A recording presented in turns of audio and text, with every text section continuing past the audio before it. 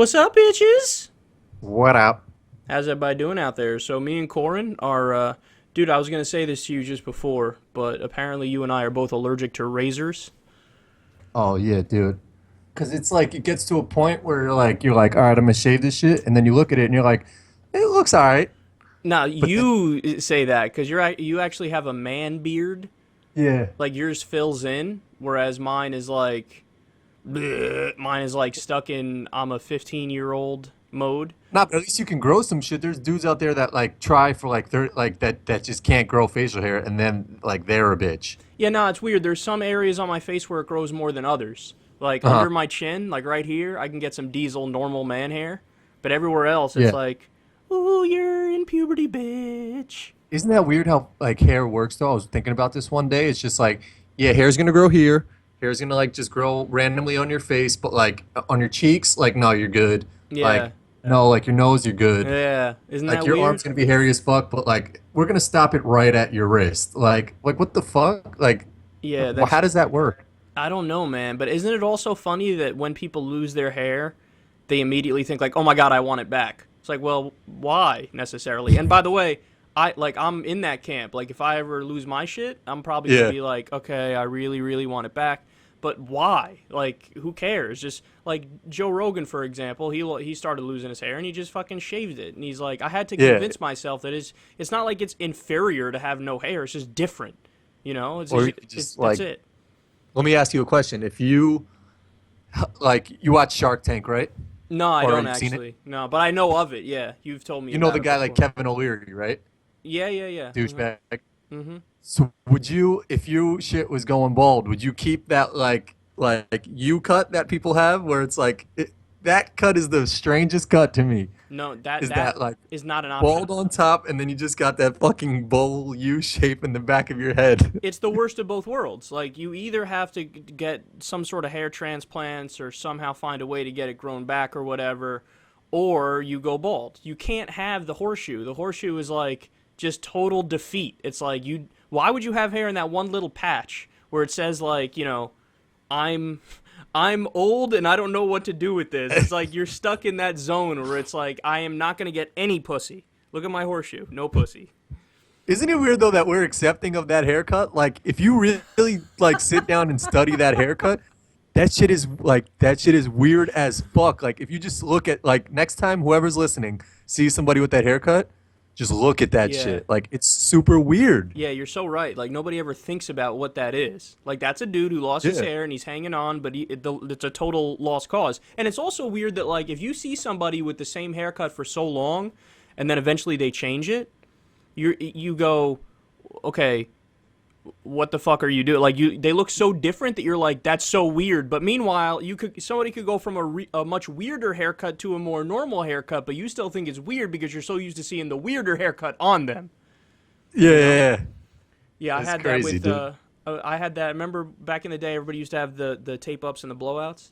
Oh yeah, that was the shit. Yeah, I had it for so long, and then when I got rid of it, it's like people were like, "You don't like you look so different without it." But then if you go back and Yeah. look at pictures of me with it, the first thing that comes to your mind is, "What the fuck was everybody thinking? Why did they have that?" When at the time it looked like it was just normal. It was like, "Oh, that's Kyle. He's got to That's have like the that haircut." fucking the high top fade. It's like back in the 80s, it was like you always say that it was like that was the shit and everybody had to have it.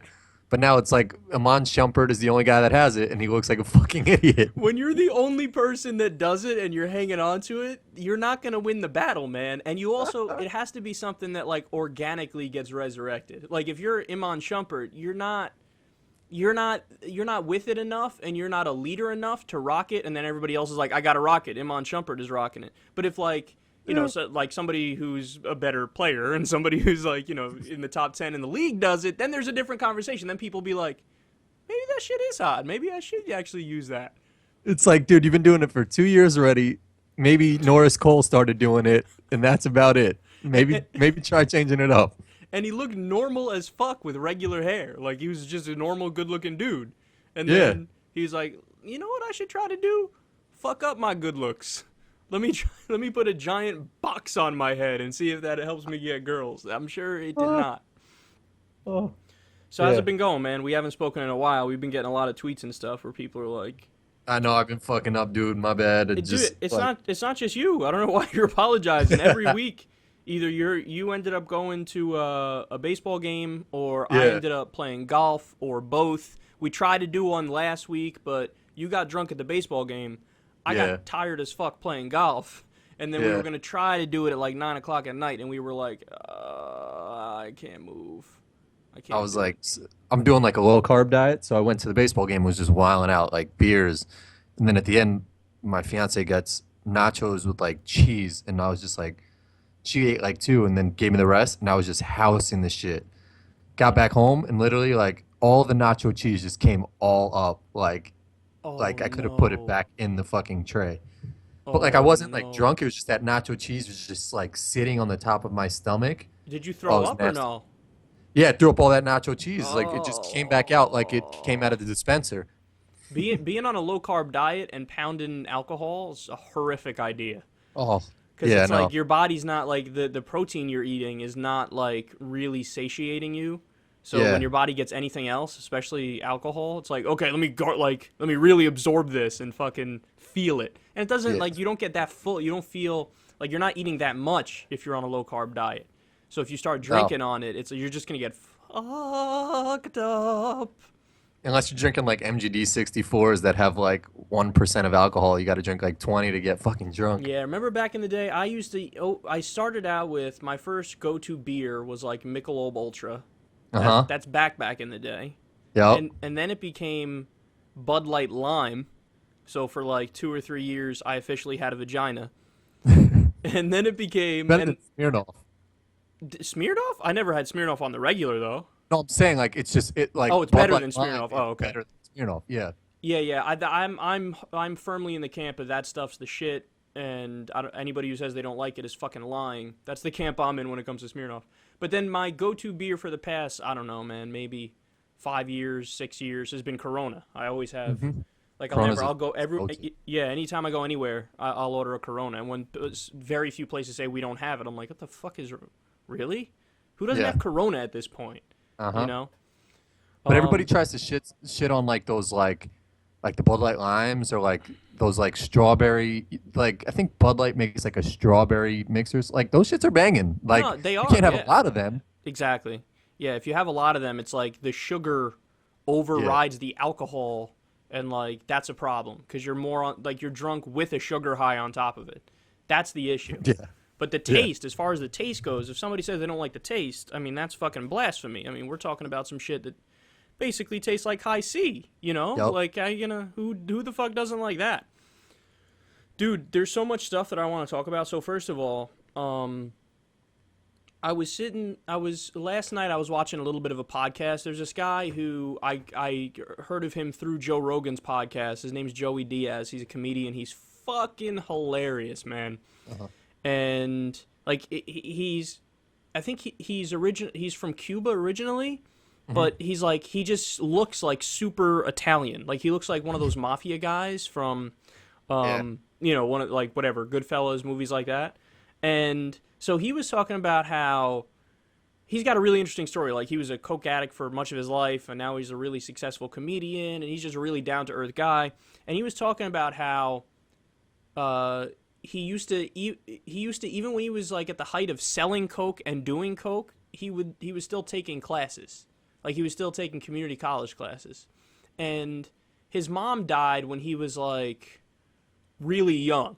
So this is Mhm. after his mom died. He kind of had like no guidance or anything, but he was selling coke, doing coke, and he was still going to community college. And he was like, I don't even know why I was doing it because I didn't feel like there was anything waiting for me on the other side. Like there's nothing that school would teach me that would lead me to a career that I'd have that I'd enjoy. So I didn't even know why I was doing it. I was just doing it. Mhm. And as he was telling that story, it occurred to me that I am quite possibly the worst in the world when it comes to like menial details for shit that I don't care about. Like think about think about being in his shoes. His mom died when he was young. He's got no guidance whatsoever. He's selling coke, he's doing coke. He's got all this shit going on and he still decides, let me like pick up the phone, call a community college, get whatever kind of paperwork and applications I need sent to me or go pick them up. Fill out the entire form, submit the form, pick my classes, go through all that shit. You know where I would have fallen off the bandwagon? At the very first step, like the phone call. I'd have been like, I don't know if I'm calling anybody. Let me just continue to sell coke and do coke, and I'll be all right. And then that got me thinking, and I think that's one of those things that influences my political beliefs, is that I know that so many people are good at some things and shitty at other things, right? And I'm one of those people where if I like something, I will be the best. I think I could beat almost anybody if I really like something. Like I'll outwork you. I'll dedicate all my time to it, and I'll be a freak of nature on that thing. That's my strength. But when it comes to normal shit, you know, like that, like going through the minor steps you have to go through to get to point B on something I wouldn't care about, I'm the worst in the world. I'm the worst in the world. You know, I wouldn't be able to keep my shit together. 100%, dude. That's like where every time when I was applying for a fucking job, it's just like I literally, I don't mind picking up the phone, but I'll pick up the phone and just call you. If you have questions, just ask me. But like a billion times to fill out like name, address, like previous employers, like relax. That shit's so much work. Resumes are such bullshit because it's a sheet of paper that's supposed to represent who you are, and all it is like little factoids about what happened in your life up to that point, kind of, because half of them are fucking made up. Half of everybody's fucking resume is made up. Because everybody spins themselves in the most positive light. They talk about how they worked at this place and they were loved and this was their boss and I got so much experience and I learned this, this, and this when I worked at this place. Meanwhile, you go talk to that person, they're like, we sat around and made fart jokes all day and Jeff got blown in the back room. Like, no, it's not serious. You know what I mean? It's not serious. So resumes, they're just... It's just... Resumes are bullshit, It's dude. a part of society where it's like we're all still accepting this ridiculous facade of respectability when... I mean, the real way to get to know if you want somebody to work with you is you talk to them, you have a conversation, you know, you have something to eat together, you explore, you know, you're having a conversation with a person. See, it's stuff like that. Like, for me to fill out a resume, like, I always think, like, why? Why can't I just... Nice fly killing. I'm trying to get it. I always think, like, why? Why would I fill out a resume? Why wouldn't I just have a conversation with this person? And I always hate the dynamic of, like, this person is the boss and they are above you and you are underneath them and you need to listen to what they say. Like, on some level, I understand it and I get it that you kind of need that to a certain extent in society for everything to function smoothly. But on the other hand, it's like if you really look at every single person as an individual person with upsides and downsides and passions and things they hate and all that stuff, it's like, that's just demeaning. It's like, yeah, here, you have to listen to anything this person says. They basically, the only thing they can't do is tell you to fucking blow them or some shit like that. But outside of that, if they say, get my dry cleaning, they say, go grab me Burger King, whatever. You go, oh, okay, I guess I got to do it. What the fuck is that, man? You know? It's fucking slavery, like the real world. It's wage slavery. That's actually a real thing. Somebody had to tell me about that one day when I'm talking about, like, the idea of working for less money than you can afford to live on. And there's a lot of people who work full-time jobs and they don't make enough money to survive. And I was talking about it. And I'm like, that's kind of like in between slavery and some sort of free economic system. And then somebody was like, dude, you didn't know about this? Like, look up the term wage slavery and read about it. That's what it is. Like, it is in between. I respect people's hustles. So like when I read this story, I read the most funny story the other day. It was a guy was working at McDonald's in Chicago. And, I mean, you might have covered it, I don't know, but, like, in each Happy Meal, he was putting his mixtape in each kid's Happy Meal. Oh, my God, man. Wow. He got fired, but I was like, yo, you can't knock this guy's hustle because, like, he's working at McDonald's, he's grinding, and fuck it, he's putting his mixtape in with the toy. Yeah. So you get a Minion and you get his mixtape. That's hilarious, man. That's fucking hilarious. But, yeah, when it comes... like, I don't... Go ahead. I don't really have sympathy for the people. I mean, so there's two sides to this because my girlfriend will always have sympathy for people waiting at like the highways with their signs and stuff like that who like have all their limbs and are like just looks like a 40-year-old dude who's waiting and like got a sign that says like just help out with anything, blah, blah, blah. I'm like, if that person can make that sign and stand on the corner and do that shit, he can go to Burger King, McDonald's and get a job. Where she's like, you don't know, maybe his father, like he's fucked up from this. I'm with that. her, man. I'm with her 100% on that. Because it's like going really? back. Because going back to what I was describing before, how I'm so shitty with menial details and stuff. I feel like it's people like that can either Like, if enough other people help them out, then they can succeed and they can thrive. But if not enough people are there to But help he's them out, technically working standing on the corner with the sign. So like, why not just well, instead of going up to car windows and saying like, "Hi, how can I help you?" Do that shit at a fucking store. well, you got to remember a lot of those people that are on the corner like that, they're legit like mentally ill. Like people forget that in the 1980s, Ronald Reagan basically emptied all the mental hospitals. Like we used to have some Really? form of mental treatment. And like, think about it. As of right now, it's more like we kind of just have like jails and prisons. You know what I'm saying? Like very few people are like getting psychiatric treatment in a way where they have to stay and like get treated at a place and get constant care and stuff like that. Like very few people are at those places now, and they don't exist nearly as much as they did in the past. So often, so they Unless just it's kind like of sex addiction camps or some shit. well, yeah, but sex addiction is more like a up in the air. We don't know if it's real kind of thing. Whereas, you Sure. know, if you're talking about paranoid schizophrenia or bipolar disorder or severe depression or like that's real. And then there's some people who just they can't function in society. I can barely function in society without help on the minor details, and I'm decently, you know, intelligent. Imagine how some other people feel who they've had mental issues from day one. It was genetic or it happened when they were young and they were getting raised in a fucked up environment. And then look, yeah, the thing is you never know what led to that dude being out there on the corner. Like I'm sure so many of them, if you talk to them, they'll be like, yeah, you know, I was married, my wife left me, I don't have anything left, my kid died in the bathtub when I was 42. Like, you never know what the fuck happened with these people. And I always think, I mean, I guess you always have to think of it as, like, wrong turns. Like, if there were just a couple wrong turns in your life or my life, we could be there, man. I mean, so my dad died when I was pretty young. So what would have happened if my mom died also? You know what I'm saying? Like, what happened if they both died when I was, like, 14? What would have happened? And then my grandmas didn't live that much longer. They would have been alive until I was, like, 20 or some shit. You know? Like, what the fuck? What would I have done? I have no fucking clue what I would have done.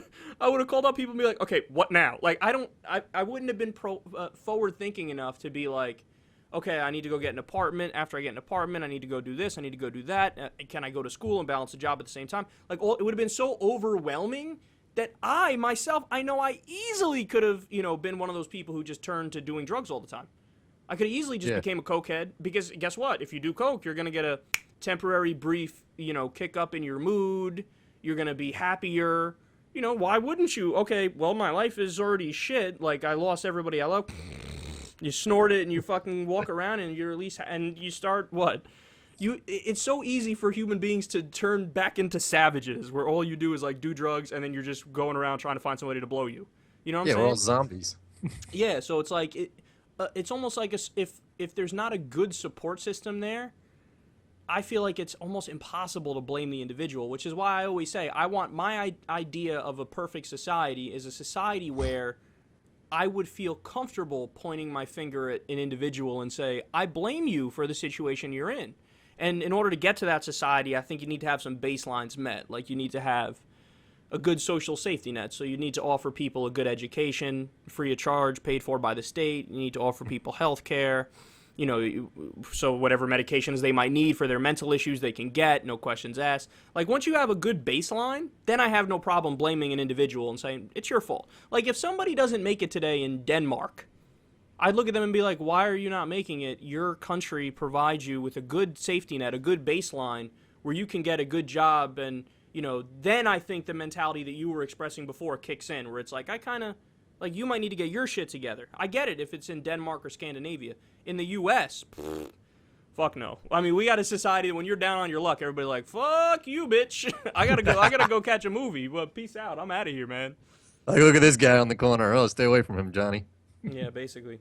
All right, Weird. I wanted to ask you about.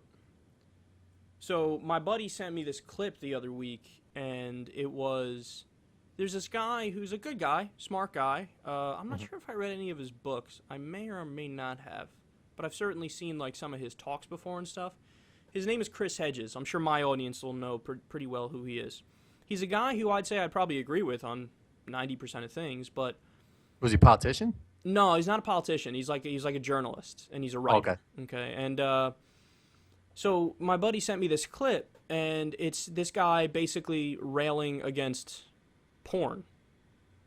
I'm like, And then there's this other clip, which I remember covering on my show a while ago. Noam Chomsky, who's kind of like this demigod of the left. And by the way, I include him in that category because I read a lot of him a while ago, and I thought, this dude is fucking brilliant. He makes you think in a whole new way, and, you know, he kind of opens your eyes to a lot of facts of history that you were unexposed to. So I love him. I absolutely love Noam Chomsky. I don't agree with him on everything, but I love him. So, and he also was, like, anti-porn. And then you realize, oh, wait a second. There's this, like, there is a certain percentage of people on the left who are against porn. And normally what you would think is, oh, those people are on the right wing because it's all those crazy religious people like Pat Robertson and John Hagee and all the fundamentalist Christians who are like, you know, oh, get rid of porn because it's bad for your morality and Jesus don't want it. Like, that's who you think of when you think of people who are anti-porn. But there are people on the left who take the position of, oh, this is simply like degradation and exploitation of women. And I totally disagree with that. I think, you know what I'm saying? Like, I think it's so pretentious for anybody to just assume that the entire industry, everybody in the industry is just damaged and they didn't make the choice even though they literally made the choice. Don't get me wrong, in some cases it's like, can there be fucked up life scenarios that lead somebody down this path when they didn't really want to go down this path? Of course, that happens. That happens with everything, you know? Mm-hmm. But I would venture to say probably the majority of people in porn, if you go talk to them, they'll say, look, as long as I'm not doing the most hardcore shit, where I draw the line, then it's just another job, you know?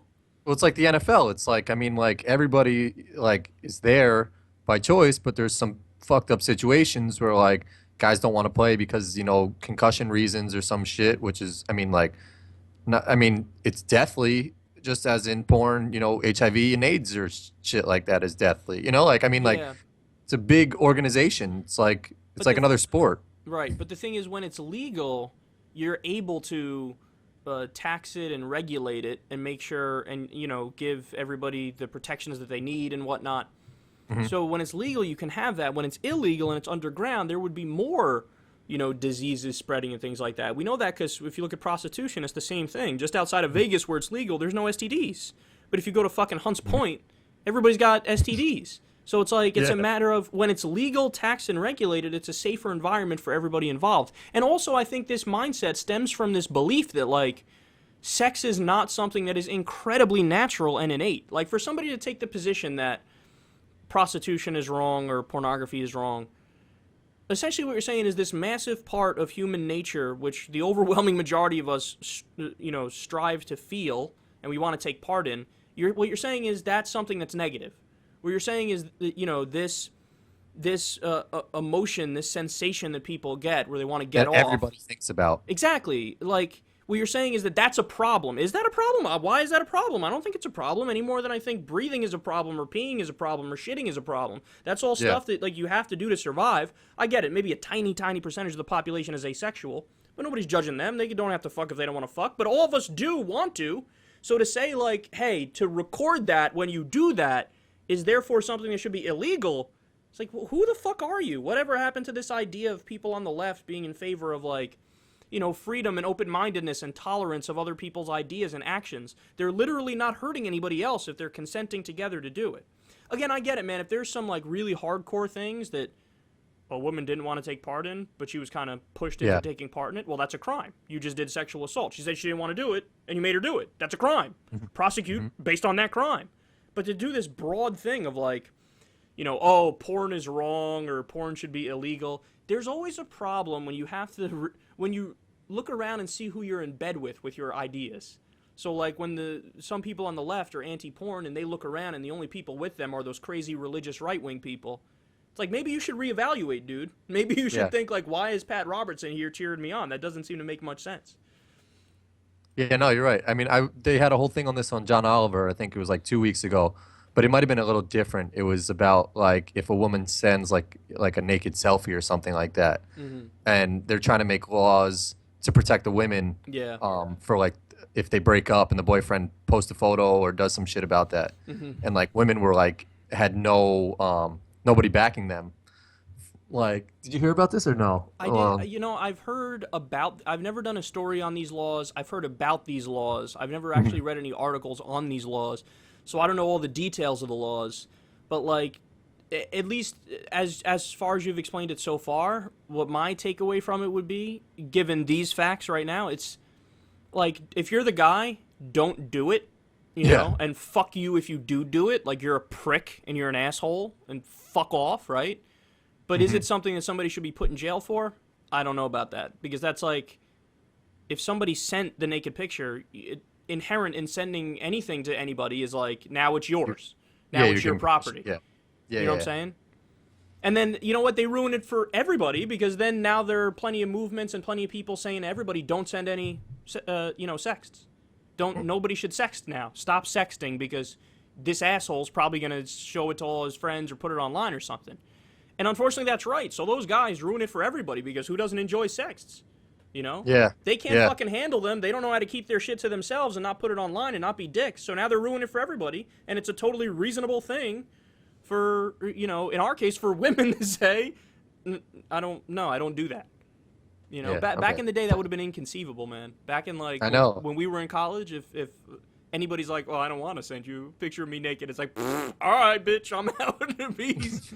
You know, and I know that makes me sound like an asshole, but you got to think that's what we were raised in, you know, because back then it appeared as if that wasn't even an issue, where it was like guys took that and posted it online. I don't know if it was because the cell phones were inferior technology and it took more steps to do it. You know what I'm saying? Yeah. I don't know. Picture it back in like the 50s or some shit. If some guy asked someone to send a naked picture of themselves, they literally have to take a photograph and then walk it over and hand it to them, right? Like telegram that shit to them. Send it in Morse code. Somebody's beating. Oh, this is great. So oh, this is great. Oh, and what did your nipples look like? Oh, yes, very good. Back then, you have to say, oh, yes, very good. All right. Another thing. I'm apparently today's the day where I get people on the left pissed off at me because I want to talk about Caitlyn Jenner here. Now, Caitlyn Jenner, everybody knows, man, I don't think you could find another show in the entire United States of America or in the world that's more pro-transgender people than my show. Like, I've done endless segments where I tell people who are not transgender, like, fuck you, open up your mind, be more tolerant. Who cares if this person is born female, but their brain is male or vice versa? Who gives a fuck, you know? Give them total rights, total equality and everything. And I've gone after people who I think are bigots on that. So with that being said, what people need to stop doing on the left is stop pretending like Caitlyn Jenner is hot. Yeah. Stop. She's just not, and you're undermining your legitimate cause. Now, some people will get angry at me when I say that, and they're like, "Oh, well, you don't understand. It's coming from a good place." I agree with that. I think when people are acting like I've seen a million articles, "Oh, look at Caitlyn Jenner kill it in this tight dress or some shit." It's like, I understand that the people who wrote the article, they mean well, and their goal is to try to say to people like, "We're on her side. We're on her side. Understand that we're on her side." Magazine. And fuck you if you're against it, but we're on her side, we're on her side, we're on her side. Stand up for tolerance, stand up for love, stand up for appreciation and stuff. Like, I get that, and I get the sentiment is totally right. But your methods are fucked up because what you're saying is, let's face it, not true. Not like there's nobody attracted to Caitlyn Jenner. Of course there is. Jim Norton, the comedian, said I'd fuck her. So they exist, but don't pretend like... I don't like this idea of redefining beauty when the real argument should be, people should be saying, beauty is overrated. Like, there's this old quote, beauty is a temporary state of tyranny or something like that. Where, like, you know, some people are attractive only for a small part of their lives, whether they're guys or girls. It's like, you have this window where you look good, and then your body starts falling apart. You get wrinkles, you get older, your fucking hair loses its color, it falls out. All these problems. That happens to everybody. So I don't understand why people are trying to act like... There was another article I saw where it was like a model with Down syndrome is redefining beauty. And I'm thinking, just stop with this obsession with beauty. Just say beauty is overrated. And it doesn't, like, if somebody's beautiful, that doesn't make them a better person. But instead they flipped it and they're trying to say, no, everybody and everything is beautiful. But that's not true. Like, the word means something in the sense that, Like, there's actual scientific things that go into what makes something beautiful in the eyes of a human. Symmetry is a big part of it, you know? Like, the left side of the face needs to look like the right side of the face. Obviously, being in that sweet spot in terms of age and it's all youth. subjective too. I mean, like supermodels, exactly, like that's a part of fucking it too. tall, skinny supermodel who's got a shaved head and that they call beautiful. I'm just like, I prefer like a Yeah, little no. hefty woman who's shorter and Yeah, got a I'm fat not a ass. fan of exactly. I'm not a fan of like the super skinny supermodels, but to me, the thing that's frustrating is that instead of people saying beauty is overrated, why are we even having a conversation about who's beautiful? We should look at what people actually are in terms of their character. Instead of people saying that, what they're saying is, let's pretend like everybody and everything is beautiful. You know, like there's another movement with, like, the old plus size models were just women who you and I would like in terms of their body size. Like, they just Yeah. look like normal models, right? So then there was this movement to make them more realistic. By the way, I supported that movement to make them look more realistic. But then there was another movement where they basically said, I want them to be obese. Like, instead of having plus size models that are bigger than the old ones, which were too skinny, now they've pushed the spectrum too far in the other direction, where they're like, seriously, like an obese model, and then we'll say that, oh, these women are redefining beautiful again. Stop with the redefining beautiful and just say beauty is overrated. It, like, Yeah, beauty's in the eye of the beholder, as they beauty's in the say. eye of the beholder, and it's not like people in our society in America, it's like everybody aspires to try to be famous and beautiful. But like those are fleeting things that are not actually virtuous. They're not actually things that anybody should aspire to be, because in the grander scheme of things, they're fucking irrelevant. So you're good looking for 20 years of your life. Whoop-de-frickin-do, who cares? That's irrelevant. Who cares? Who cares? Oh, some more people know who you are than don't know who you are. And like, what does that mean? Are you happy when you go to sleep at night? You know, do you have feelings of Yeah, joy for and most of them, togetherness? they're sad and fucking like lonely. That's why they post all selfies and all that shit. Exactly. And it's like, that's why I'm disgusted by the movements, because it's like They have to people feed into are, what media like says they are. yeah, it's just people are valuing the wrong things. Instead of saying beauty is overrated, they try to say, no, beauty is incredibly important. That's what they're saying. And everybody is beautiful. You flip the dynamic, and it's like, again, I get it. It's all coming from a place where people are trying to be good people, where they're trying to say, you know, hey, really overweight people have had it rough their entire lives. People with mental issues have had it rough. Transgender people, they've had it rough. Like, all these people Yeah. have had it rough. So let's be kind to these people. I agree with that 100%, 100%. But the way you go about that is the important thing. Instead of pretending like everybody and everything is, you know, equivalent to Cindy Crawford in her prime, why not say, hey, as a society, perhaps we shouldn't give a fuck nearly as much about how people look, and we should care more about their character and the kind of people they are. You know what I'm saying? Yeah, I I agree. guarantee you there are going to be plenty of people who listen to this who are going to get angry at me and say, oh, you know, you're being mean, you're being this, you're being that. But what side would they take? That like we should just judge off of looks? Like No, what's the other side of your argument? the other side is, look, man, so many people have had it so shitty for so long that it's nice to have a couple articles where people argue like, this is beauty now. Like when they take the overweight models who now they've made super overweight. It's like they'd say, shut the fuck up. Now that's, you know, this is beauty for defined for everybody. And by the way, look, again, I want to stress a point you made that I thought was brilliant. Beauty is subjective, of course. But let's face it. As a percentage, the number of people who are going to look at somebody who's 400 pounds and say they're hot versus somebody who's, you know, more right in the middle of average weight and say they're hot, we know that the numbers are more on the side of the person who's average weight. That's the argument I'm making. So my counter argument is, just stop pretending like beauty matters at all in the first place. It's overrated. It's going to last briefly for anybody who has it anyway, you know? But again, I It's get just it. whatever fits into their agenda and their storyline. That's So it's right. like, all right, you know, we'll sell more magazines, or we'll promote this TV show better if we No, say this I think it's just 400 that pound girl is. they want to be good people, and that. I don't think they do though. No, I they think do. it's They do want to be good people. Because look, it's like everybody in the transgender movement who's pushing for transgender rights. I think they're pretty much all good people because they're all on the right side. It's just that sometimes their tactics get totally messed up, and they forget that what they say needs to be true. They forget that, like, in order to be on the side of transgender rights and in order to argue for that position effectively, you have to make compelling arguments. You don't just preach to the people who already agree with you.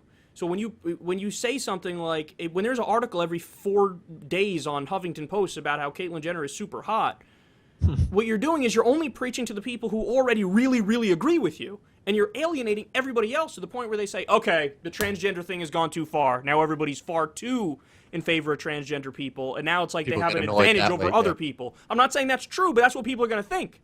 Normal people who are not bigots are going to go, I'm just sick of it. I'm sick of, my buddy who works for a bank says he gets emailed, like his company is now so big into trying to be on the right side that they send out emails like every other day. Okay, transgender appreciation for this day of this week, and it's exactly the face you're making is like, and he gets it. He's a smart dude, so it's in perspective. His point of view is shoving it down my throat. Exactly, Eventually. like I get it. I'm on their side. I'm on their fucking side. But don't, when you keep pushing and pushing and pushing and pushing, and you do it in a way that's not true or not productive, then you're gonna make normal people go, oh, this shit again. So what I'm saying It is, makes you dislike them or hate them. exactly. It's like so what I'm saying is the tactics matter. The transgender movement is right on the core of the message, which is look at the statistics of how they're treated in society, look at the suicide rate, look at all this, like, they're fucking discriminated against, they're oppressed, they don't have it easy. The older generation looks at them like they're all freaks. Yeah. They're fucked up. They're in a fucked up position, right? So let's try to win this battle in the right way. Don't alienate more people and piss people off when you try to pretend like, oh, Caitlyn Jenner's so hot and should be on the cover of Glamour. And then there was another, I think, a legit argument some people would make where they said, like, I don't know if you know about this, but she actually killed somebody recently driving a car. Did you know that?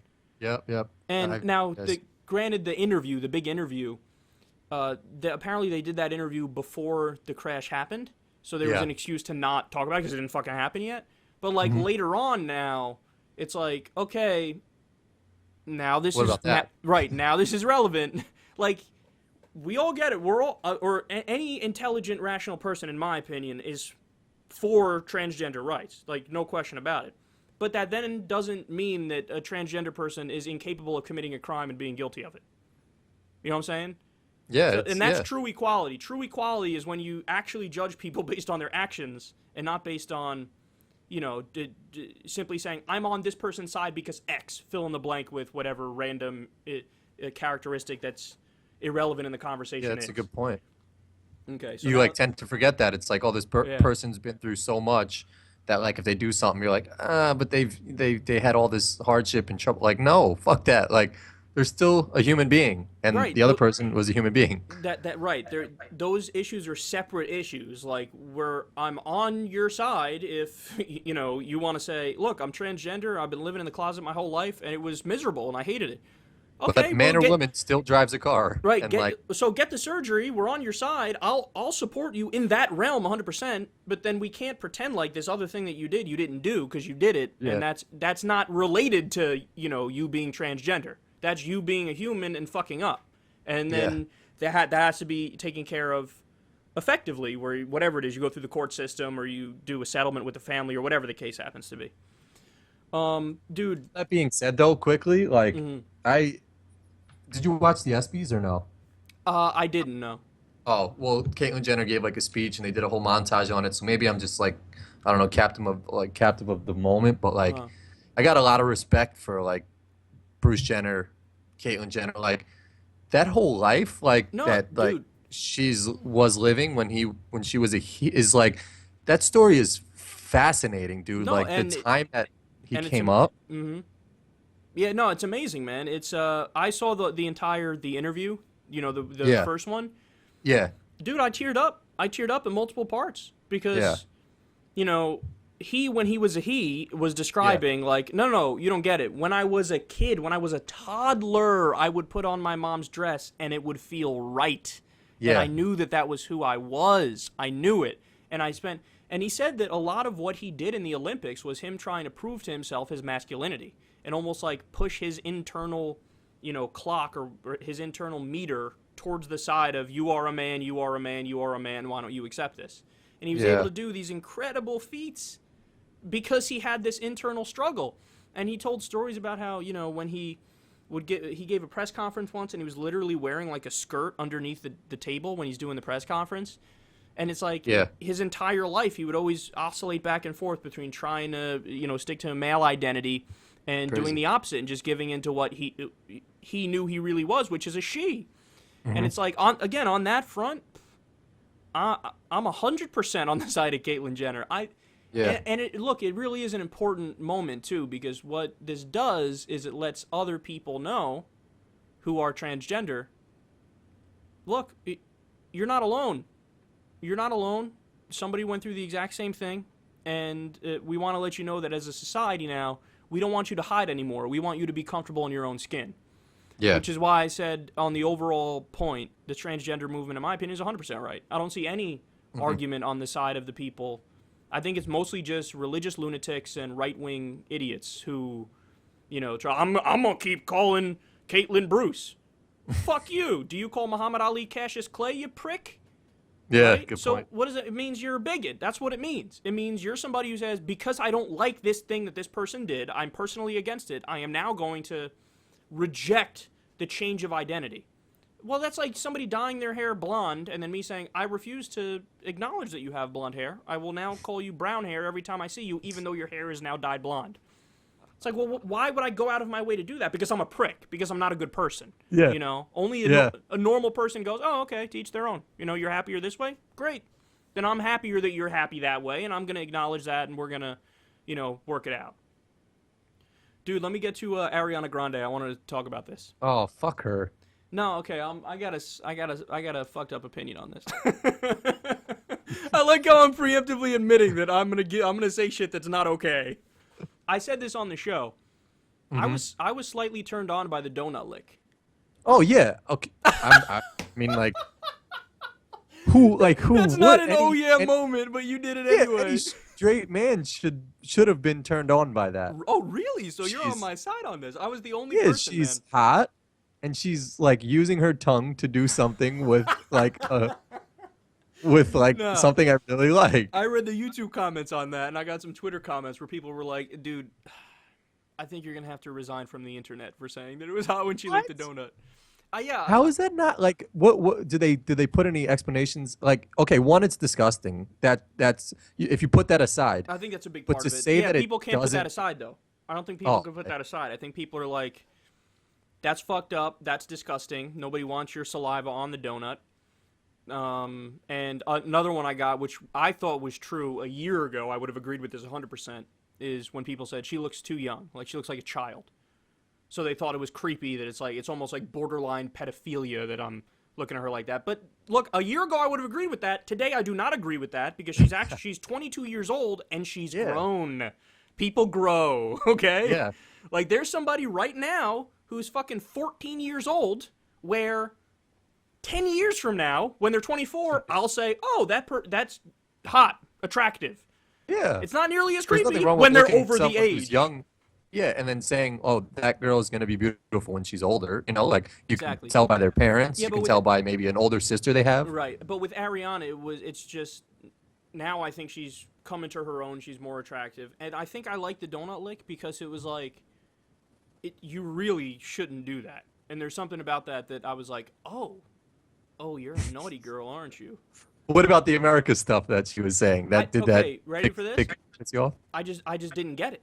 I didn't understand it. Like, those words saying it at that point in time, I mean, it's like saying fucking, I love mayonnaise. Like, but okay, what does that have to do with what just happened? She licked a donut, the worker takes away the tray, and she goes, I hate America. I hate Americans. What? I don't understand it. Like, that's what I said when I did the original segment on it. I wanted to have a conversation with her and say, just Ariana, where did that come from? Like, I'm not angry because I don't know what it means. But explain to me what you meant by it. You know. But it could be something deep. Yeah, she could have some deeper roots to it or something. I doubt it. I mean, yeah. Go ahead. No, I don't know. I mean, you don't know, but you're right. It's just like she has that child mentality where she's always been catered to, where it's just like she just blurts out anything, you know. So it could have just been a random, you know, I hate America. Like Yeah, you took away my donuts. that's the most sense I can make of it is like, okay, the person who took away the donut tray was an American, and so she was like, I hate Americans because because this person did that. But it's almost like she could have just as easily said like, whatever, you know, whatever hair color that person was or eye color. Oh, you got blue eyes? Fucking blue-eyed people. Like she could have. But wait, I'm gonna ask you something. Yeah. Did it turn you off a little bit that she came out and apologized for it? That probably a little bit. Well, no, the whole double down thing. I don't know. I feel like it's. I only respect doubling down, and or apologizing. Like when it's necessary, you should double down. When it's necessary, you should apologize.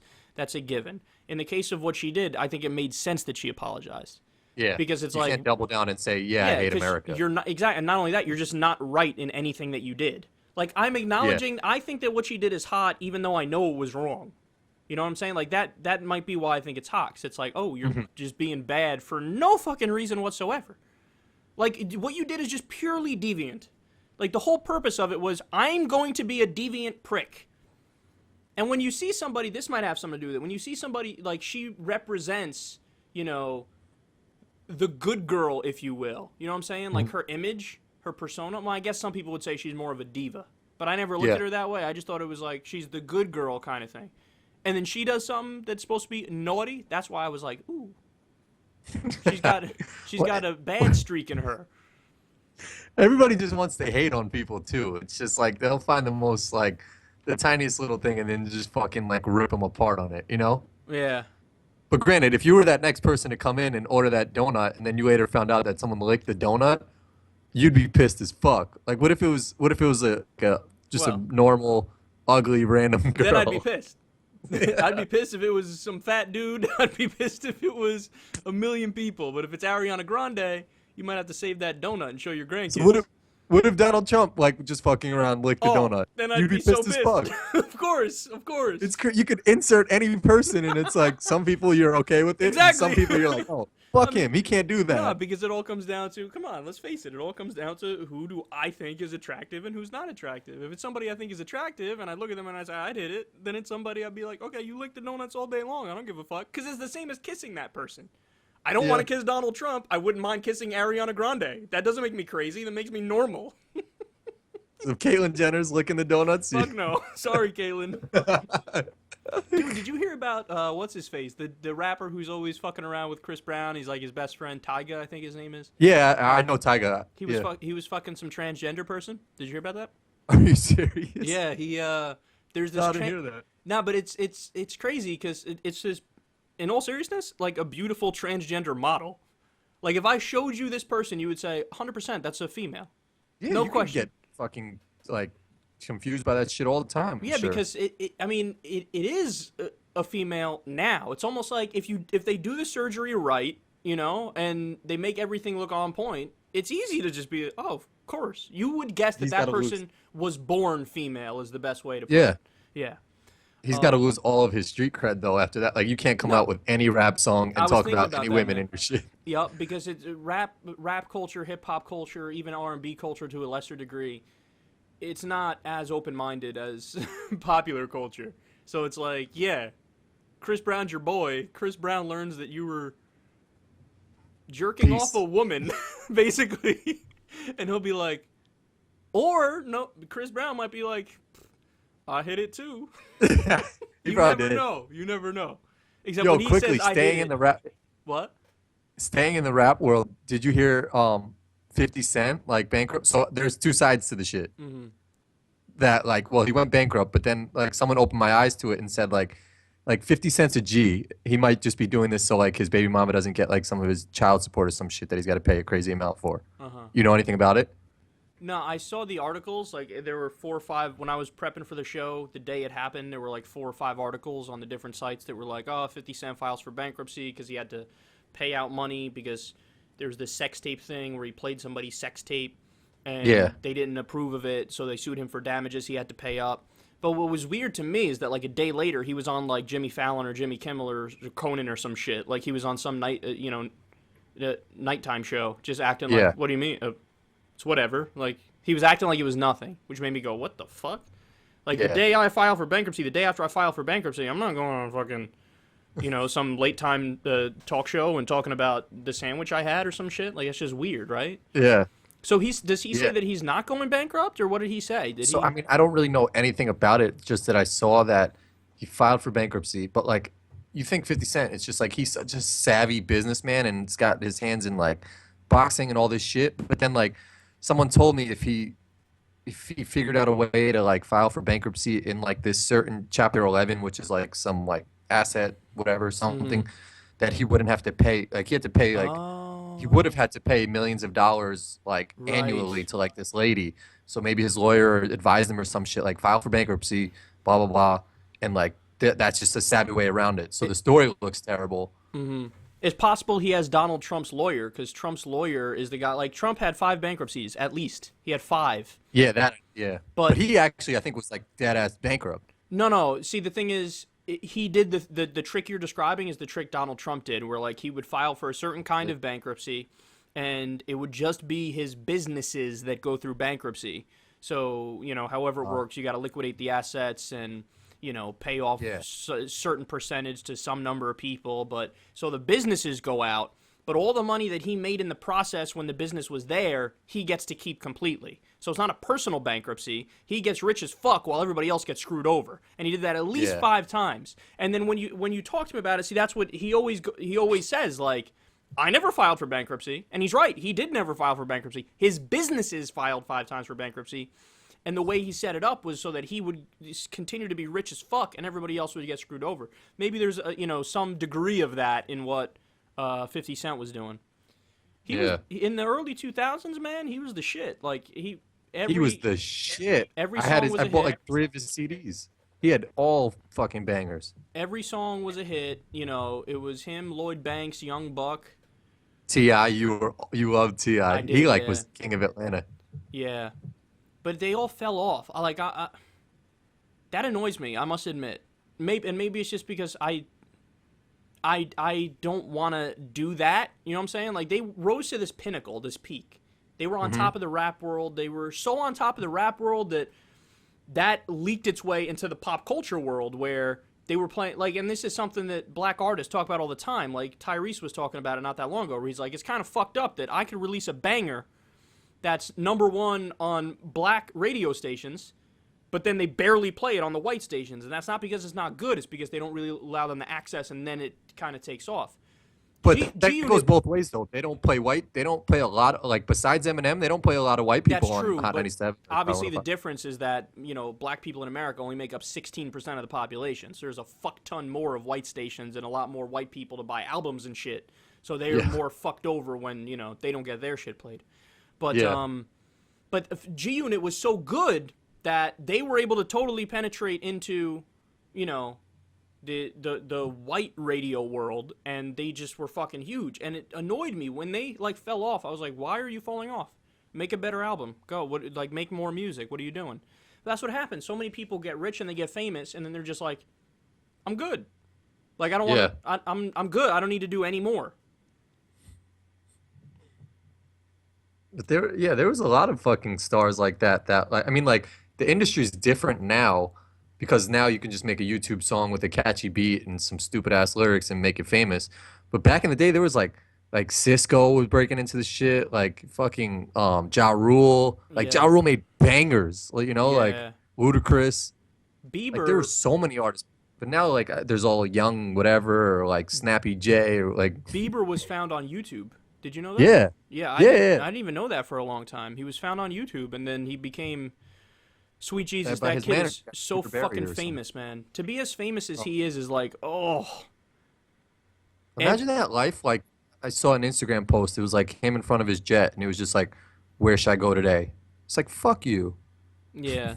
No, that's too famous. Like, there is such a thing as too famous, where everywhere you go, everybody knows you. Like, what percentage of the population knows who Justin Bieber is? It's definitely over half. And that's like, to get over half, one of every 2 people knows you. That's insanity, because there's some old dude in the backwoods of Arkansas who doesn't know who you are, but you're never going to come across that guy anyway. Virtually anybody who you've ever walked by in any kind of city or any suburb or anything like that, they're all like, oh, that's Justin Bieber. Too famous, man. Too goddamn Isn't that famous. fascinating though? That like someone can become like, I mean, take the top dudes. Like when I think of the most famous person, I would think of maybe like Michael Jackson. You know, That's right. like in some small town in Dominican Republic, like they know Michael Jackson. Like someone from America, like he was from Gary, Indiana. Like, isn't that fascinating? Like the whole world knows you. Yeah. That's incredible. No, it is incredible. It is incredible. So many things go into that, depending on how you got your fame. So much work goes into that. Like, it's a weird thing, man. I don't think I'd like it. I think there's probably a sweet spot of where it's like, Rogan talks about this. Rogan's like, even my level of fame, his level of fame, he's like, is a little too much, he says. Where he's like, I get recognized a little too much, where like it gets to the point where I like it when the people are nice and they walk up, oh hey, blah blah blah blah. But he's like, every once in a while, like because of the level of fame he's at, he'll be eating dinner. Somebody will walk up, let me see a picture. He's like, I'm eating dinner. You couldn't wait until I was done eating dinner? Like, I'm here with my kids and my wife. Like, okay, little too far now. So I think there's probably a sweet spot where it's like, you're not too famous, but you're Rogan not. can go to like a Montana or some shit and still like just put a hat on and be fine. You know, that's what he was saying. Like, he's at that level where it's still a little bit too much, but I mean, he's not an A-list celebrity. He's not a B-list celebrity, you know? Yeah. Yeah, I don't know exactly what that sweet spot would be though, because it's like, you want to get enough recognition where you feel like people are appreciating what you're doing, but any more than just that, and any normal person would be like, I need a little bit of privacy here, you know? Yeah. And you always have to, for people who are super de-duper famous, it's like you can't slip. Like, if you're Alec Baldwin and you're cursing at everybody and calling people faggots, it's like, well, you're Alec Baldwin. You know, you can't really do that. You're Alec Baldwin. Everybody knows who you are. Would you get tight if you were at a restaurant and like if you were at that maybe slightly past like famous enough spot where like if you were at a restaurant eating, would you get tight at someone or you would just like? No, I'm not. I'm nowhere near famous enough where if I'm anywhere, it guarantees somebody will know me. But like when I went to No, but if you do get to that point, if I would I get pissed off? I don't know, but I don't think so necessarily, because when I did the TYT show in New York City, like that entire room was a room of everybody who knew of the Young Turks and TYT Network and my show. So you get a taste in a room like that. You get a taste of what it's like, and I feel like as long as you're already mentally ready going into it, where you know people are going to know who you are and you don't know who they are, then it's fine. Then it's like, oh, it was great. I mean, the people were so fucking nice, and they were so, appreciative of what we do, and it was great. I loved it. But I think it would depend on the context, though. Like, if I just wake up on a Saturday, and I was drunk the night before, and I go out to get a bacon, egg, and cheese, and somebody goes, oh, the guy from SecularTalk, oh, the fuck Republicans, bro. I'll be like, give me an hour and a half, and then we can have this conversation. Tone it down. Yeah. I got a lot of backed up stuff here that we were going to talk about over the past few days. I mean, the past few shows we were going to do. Fashion. I wanted to talk about fashion. Dude, I have no idea what I'm doing, man. Well, with the beard or just like fashion in general? No. Because I was about to start talking about overalls. Fashion in general, like, so somebody. Like, where is it gone? No. Like, I don't know what I'm doing. So somebody tweeted me the other day and was like, you're killing it. What, on with the tweet I retweeted? Did you see it or no? Are you saying in general? Oh, no, I didn't see that. In general, I mean, yes, finish what you were going to say, but I'll get to your fashion. It's fine. No, but, okay, so I wore something the other day, and I was like, I haven't worn this shirt in a while. I haven't worn that jacket in a while. I put it on. It was a little different. I had no clue how it looked, though. But then I do the show, and then somebody was like, oh, looking sharp. And that was great. I was like, oh, awesome. That's so cool. Somebody finally gave me, like, a compliment on how I'm dressed. But then, like, I never, it's like the idea in my head of what looks good never manifests into what actually looks good. Like, I'll have an idea of what's supposed to look good. Like, if I do that and that, I got it. But then I'll do it, and then I'll see it later, and I'm like, I didn't really have it. Like, in fact, that's not even close. You know? So I don't know what I'm doing when it comes to fashion. Actually, that's not true. The only area where I think I know what I'm doing is shirts and ties. I could do a good shirt and a good tie, but even for what I do on my show with the button-up shirts and then the jacket, I don't think it... There's so many good combinations, and I rarely, I should say, stumble across the real good combinations where you get multiple compliments where people are like, it's virtually unanimous, where they're like, that is nice. Yeah, like he's telling it. Yeah. I don't know. I feel like I have a good eye for like, well, personally, I have a good eye for like, okay, that'll go with that. Like, that looks nice. But like, the shit we live in now with like fucking Brooklyn and Colorado and shit, like you can fucking wear anything and like anything. Like you can wear a pink top and like fucking bright green shorts and like and if you just rock that shit, someone will be like, yo, that shit is official. But to your point, there is obvious things that you're like, okay, that goes with that. That looks like that looks a little off. But I don't know if this was the one, but it was like a red golf shirt with the gray like button part, and you had your like gray jacket on. I looked at that and I was like, that shit looks fresh. Like, I don't know if I started watching the video or if it was just a photo, but I was like, that shit looks fresh. Like that. Thanks, man. So that combo was good. Thanks, but I think you and me are the only ones who, or I should say, it's a small percentage of the audience likes it when I do the like the golf shirt with the jacket. Most people in the audience, like I've had gay guys who are well known for their fantastic fashion have been like, okay, look, man, I don't usually do this, but I'm gonna give you some advice. Don't do that. They're like, don't do a polo in the jacket. It's just nobody does that. It doesn't look good. I'm like, But if someone's giving you advice and they have like, I would just be like, no, fuck you. Like, but like, why? I can't pull rank though. Like, I can pull rank if somebody tries to step to me about some political theory I have where I'm confident in my theory. I'll shut them down. I'm like, fuck you, you're wrong. Here's why you're wrong. Here's 7 articles that prove you're wrong. Go fucking take a hike. But if somebody questions me about my fashion, I know I don't know what the fuck I'm doing, so I'm like, okay, whatever you say, man. Unless they're like a professional stylist and they've studied fashion, like I don't want to hear your fucking opinion. That's like in the gym. If I'm doing something wrong, like, and you're not an expert, like fuck you. I don't want your advice. Like, let me do my shit wrong. Yeah, that's true. So many people in the gym think they're experts, but they're not. They're not. Like, how many times have like out of shape guys been like, you know what you got to do is you got to do the supersets, bro. That's what you do. Bro, this is what I do. Yeah. I got one. Did you hear about fucking Jason Pierre-Paul blowing his finger off doing 4th of July? Oh no, I feel bad for that guy, man. I feel fucking bad. Why? Because you didn't he just like lose his fucking contract or his future because of this?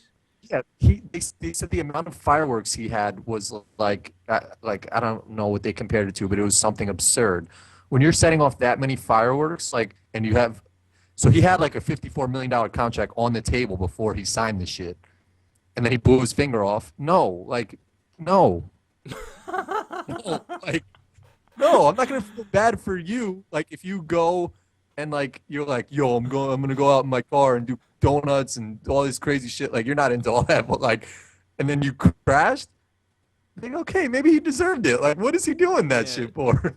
No, like, I hear you that, like, the team has to fucking say, we're not going to give you a contract now. I mean, what are you going to do? Let's give the person without a finger a contract, or, I don't know. I mean, like, they can't do that. I get it. But at the same time, the guy, it's not like he was doing the fireworks knowing he would blow his fucking hand off. It just kind of happened. It was an accident, you know?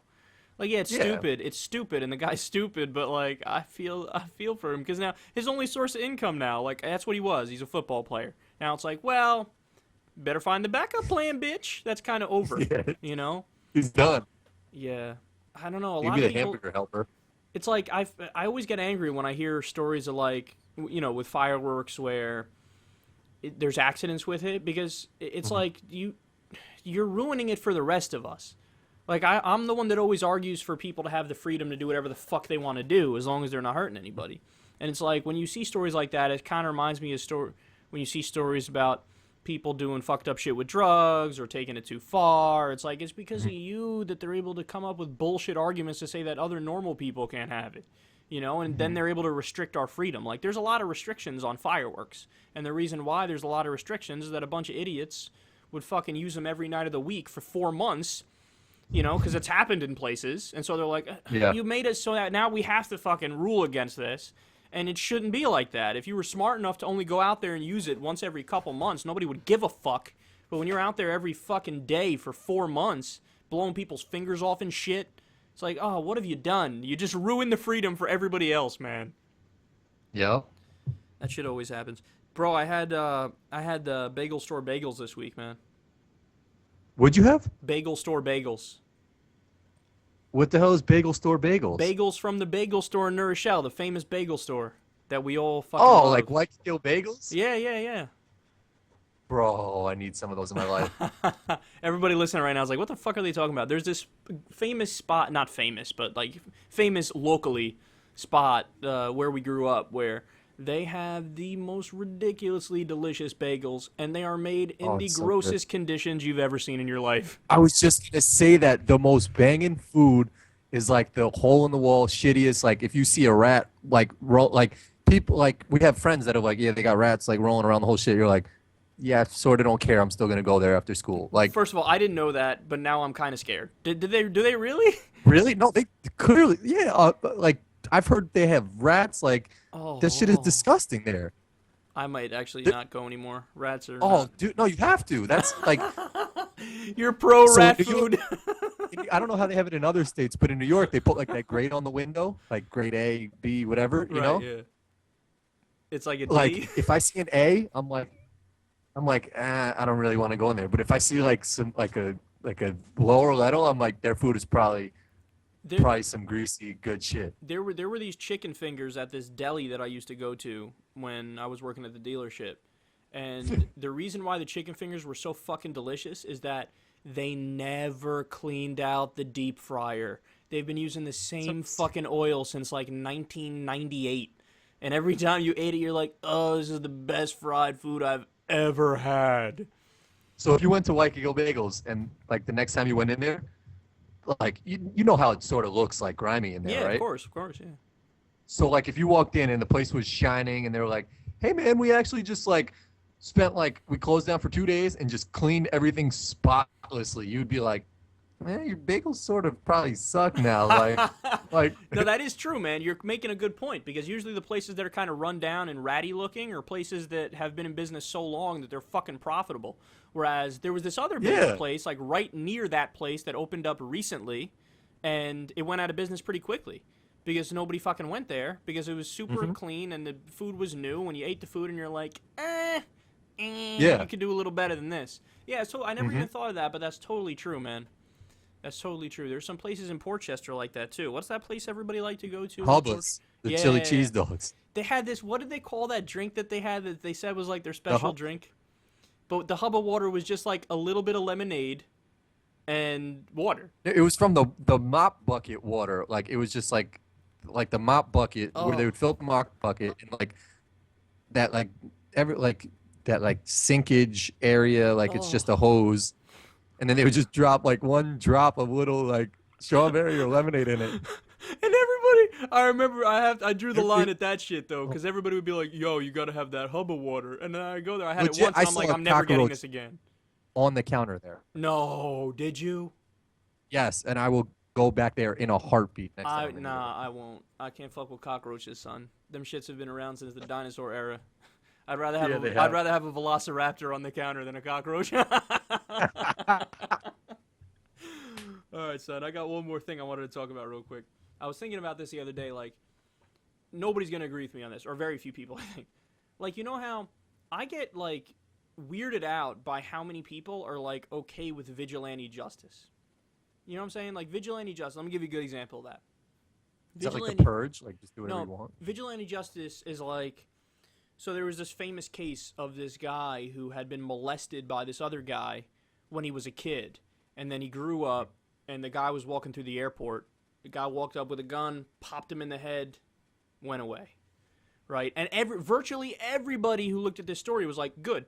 Like in fact, I don't think I've ever heard anybody say, put on your brakes here a little bit. You know, that's not the right way to go about it. Everybody I've heard talk about it says, good. But, like, here's the reason why I'm not okay with people saying that's good. Because there's this problem of, I call it the fallacy of extrapolation. So what that means is, what if everybody did that? What if everybody acted like that guy acted and everybody started doing vigilante justice? Got their revenge. Because what would happen then? What would happen is there would be plenty of cases of people who, yeah, they're so-called rightfully getting revenge for something, but then there's plenty of cases of people who are just killers who are going to kill and are going to pretend like somebody molested them when they didn't molest them, or going to make up a story about it. And, like, there's a reason why we have the court system. There's a reason why we have a justice system. Because we're supposed to be better than our least common denominator, better than our worst instincts of, like, revenge and retribution. And, like, I get it in terms of the initial feeling of, like, if it is a real case of this person did something fucked up to this person and then they responded. It's like, we all get it on some level, but if everybody in society acted like that and everybody said it was okay, you'd have fucking anarchy. You'd have anybody can do anything to anybody else, and then all they have to say is, well, this person did this to me first. This person assaulted me, this person hurt my mom, this person, tried to kill me. All you have to do is say it, and then everybody goes, okay. See, the thing is, it's not even like, I'm sure in the case where the guy did it, it actually is true that the guy molested him. But, like, there's a reason why we have a court system, so you prove things. Like, okay, we know you molested him, now you're going to go to jail for X amount of time. If you don't have that process set up, it's fucking anarchy. So, like, I agree with that, but there should also be, like a certain category. Like, I was just watching America's Got Talent with Neil Patrick Harris was on, and, like, they usually have to get, like, 4 X's, but he had this, like, golden buzzer that, like, automatically put him through to the next round.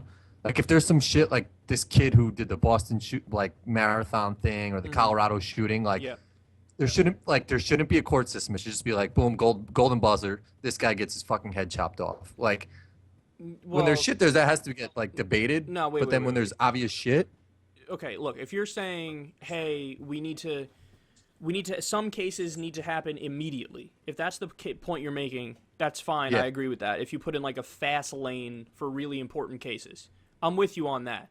But never do we ever get rid of the process of, like, there's an argument, there's a debate, evidence is presented, and there's a prosecution and there's a defense.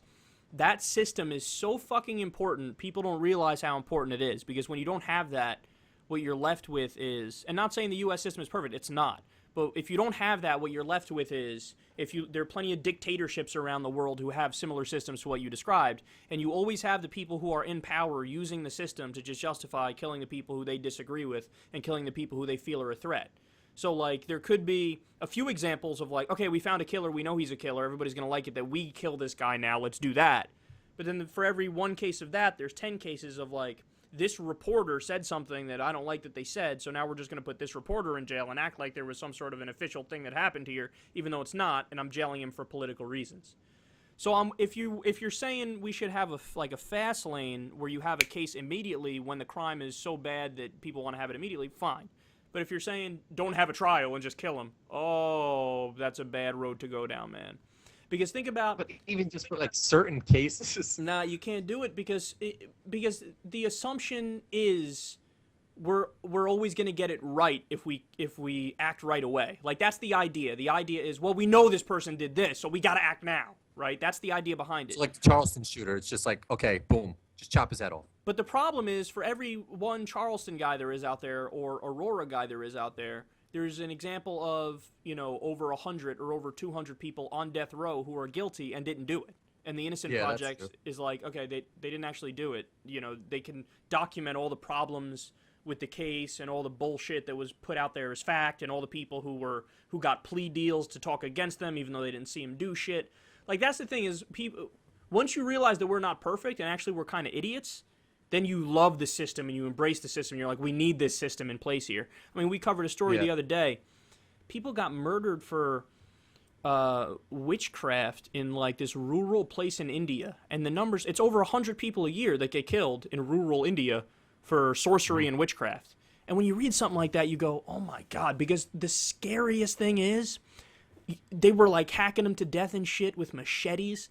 But, like, everybody was convinced that they're guilty.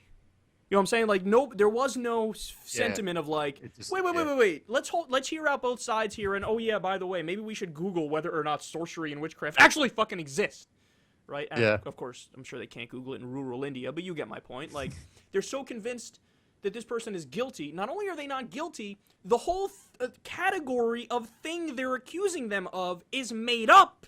It's not real. There's no such thing as sorcery or witchcraft. So that's what we gotta fear, man. I feel like in more industrial countries, like, the evolution of bullshit crimes, like punishing people for bullshit crimes, has gone from sorcery and witchcraft all the way up to, we're going to accuse you of murder and you didn't do it, but we're going to put you in jail. You know what I mean? Like, it's a more sophisticated bullshit lie, but it's a bullshit lie and you're still locking up innocent people. That's true. Yeah. Yeah, no, I agree with that. You know what fascinates me, though, on those cases, though, that, like with the Charleston shooter or the Colorado, is that, and I know they get, like, lawyers that are public defenders, but they still have a lawyer out there. Like, in cases that are so extreme that you sort of just know, like, okay, this guy obviously did it because he's fucking lunatic, he still has someone defending him. No, you have to, man. You have to. I hear you that, like, that. How does that guy sleep at night? Because you're defending a guy who everybody knows he's guilty. I hear you on that, and I'm not going to be that individual. I'm just not going to do it. I have a moral issue with it myself. But you need that in the system. You do. Because if you don't have that, then, you know, you're saying the process isn't the end goal. But that's the whole thing about having a judicial system, is like the process in and of itself is by definition doing the right thing. So you know that, like, you're trying to find a way to weed out any kind of fuck-ups as much as possible. And the only way to do that and to do it right is to have both sides present evidence, have an argument and a counter-argument, have a high standard. I love the standard we have in the U.S., beyond a reasonable doubt. So, like, it's not just probable cause. It's not like, okay, 53% we think he's guilty. Go to jail. No, it's like, you know, you have to be the bar's fucking high, right? I love that. I love the fact, because it's better to let, you know, 20 innocent people, guilty people go free than it is to take one innocent person and lock them up, in my opinion. Because chances are most of the people who would get off are probably just going to be, whatever, low-level petty robbery crimes, you know. Not, drugs or something. Yeah, not nearly as much violent crimes, which there aren't nearly as many of, obviously. All right, son, that's all I got. You got anything else you want to talk about? Did you see Jared from Subway's raping little kids? Oh, no. Okay. I read one article, and it said that, like, he was friends with somebody who was doing it. Yeah, look. But everybody made the story that he was, like, I mean, it's a bad thing to have a name tied to. Yeah, you think? Yeah, I don't know, man. I mean, look, I'm very curious to see how the rest of the story unfolds, because is there a certain chance that they'll be like, you know, we also found some evidence that he was involved. I mean, that is his best friend. I'm not saying he's guilty, but, you know, it's hard to hang out with people all the time if you have no interests. Like, they're either talking about fucking bocce ball all the time, or they're talking about something that's not good. You know? So I don't know. I'm very curious to see how that unfolds, to see if it's actually But everybody true. runs to the story that, like, Jared is the one who's, like, molesting the kids all of a sudden just because they checked his house. Oh, yeah, no, exactly. People are idiots. And then Subway dropped him. Yeah. Subway's like, we don't care. You know somebody who knew somebody. Subway dropped him, yeah. Wow. Yeah, and their argument was like, just a PR nightmare, you're fired. Like, they didn't even... Like, they're actively avoiding nuance. Like, as of right now, what we know is it's his friend who did it. He was the guy's friend. There's no evidence he actually did it yet. We don't know, but they dropped him already. Already they're like, gone. Because they want to avoid any kind of PR issue. Messed up. It is messed up, because it's like, wait. Why, instead of, like, cowering to public opinion, which as of right now is incorrect, if everybody's 100% sure that he's fucking kids, we don't know that, right? Instead of cowering, why don't you say, wait, no, his friend was doing X now. If the situation changes and he was involved in it, sure, we'll fire him, but that's not the case right now. Yep. Yeah, that it annoys me how much people like to just avoid nuance and embrace it like it's virtuous. Like, oh yeah, it's good that we're not fucking thinking. No, look at the facts of the article. Terrible. All right, dude. I think we're all set here. It was a fun time back. Yes, sir. We'll try to do it again next week, but as everybody knows, who the fuck knows with us, man? We can do it every week, or we can end up doing it once a month. We never fucking know, but we'll try our best. Right? Sound good? Yes, sir. All right, guys. Love you. Much love. Smooches. Later. I'll see you guys tomorrow. Peace.